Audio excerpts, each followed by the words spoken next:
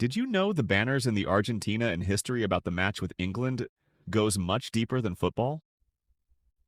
It was April 2nd, 1982, and Argentina had just invaded a windswept archipelago in the South Atlantic, populated mostly by sheep. This is the story of how a military government picked a fight with the United Kingdom to feel better about itself and somehow made things worse. Rewind a few years. Argentina in the early 80s was being run by a military junta, the kind of government that specializes in disappearing critics and mismanaging economies simultaneously. Inflation was out of control, the public was furious, and the generals in charge needed a win. Not an economic win. Those take effort. They needed a flag-waving, chest-thumping, look-over-here kind of win. Someone remembered that Argentina had a very old, very passionate claim to a set of islands the British had held onto since 1833, the Falklands. Or, if you asked Buenos Aires, Las Malvinas. Roughly 3,000 people lived there, most of them shepherds, and approximately none of them had been consulted about becoming a geopolitical pressure valve.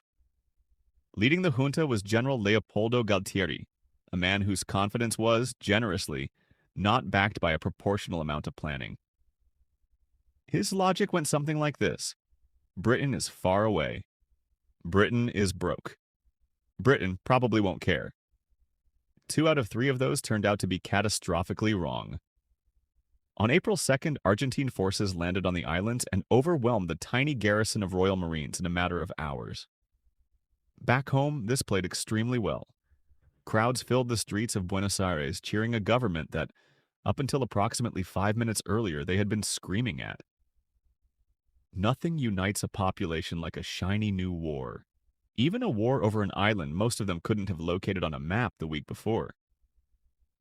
8,000 miles away, Margaret Thatcher received the news with the enthusiasm of someone finding out their car had been stolen and then set on fire. Thatcher's approval ratings were also in the gutter at the time, thanks to a recession. So, in a strange way, both leaders were fighting for the exact same reason. Neither of them mentioned that part out loud. Britain's response was swift and frankly a little absurd in scale. Within days, a naval task force was assembled to sail roughly 8,000 miles to reclaim a territory most Britons also could not have found on a map. Requisitioned cruise ships, container vessels converted into makeshift aircraft carriers, and the actual Royal Navy set off south, because apparently nothing says we still have an empire's muscle memory like sending a luxury liner into a war zone. While the fleet steamed south for 3 weeks, diplomats scrambled to find a way out that didn't involve actual combat. The United States tried to mediate, which was awkward since Argentina was a Cold War ally against communism in the region, and Britain was, well, Britain. Negotiations dragged on and accomplished exactly nothing, mostly because both governments had already decided that backing down meant political death at home. Then came the complications, and they arrived quickly. On May 2nd, a British submarine, HMS Conqueror, torpedoed the Argentine cruiser ARA General Belgrano, sinking it and killing 323 sailors.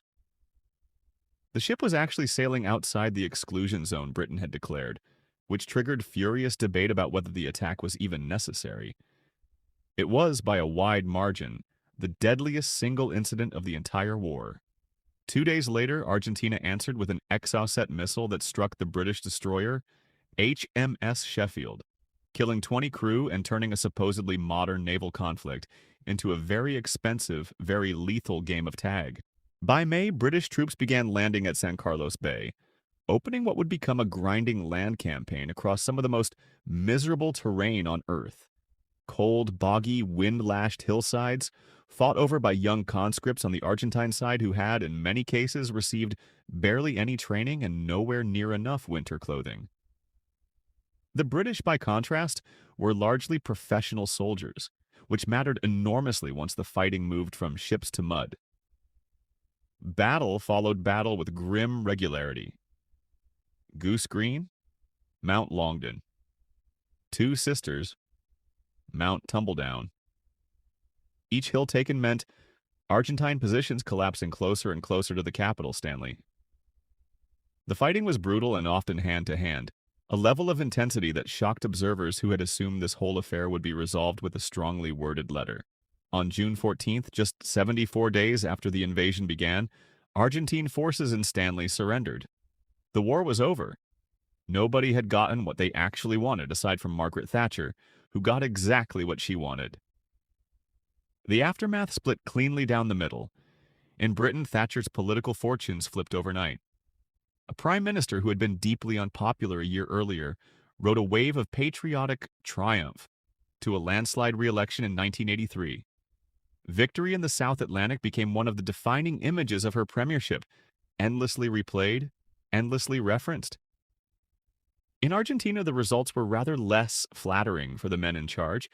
The defeat exposed the junta as not just brutal, but also incompetent, which is a difficult combination to survive politically. Galtieri was forced to resign within days. Public anger, once conveniently redirected toward Britain, snapped right back to where it had started, aimed squarely at the military government. Within a year, Argentina's dictatorship collapsed entirely and the country transitioned back to democracy, which in a roundabout and extremely costly way may be the one lasting outcome anyone could call genuinely positive. 255 British service members died. 649 Argentine service members died. 3 Falkland Islanders were killed. The islands themselves remained under British control exactly as they had been before a single shot was fired, their sovereignty status unchanged to this day and still disputed by Argentina in every diplomatic forum that will listen.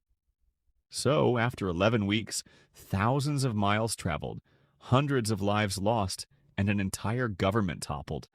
The practical outcome was this. The sheep on the Falkland Islands continued grazing, largely unbothered, under the same flag they had been grazing under the whole time.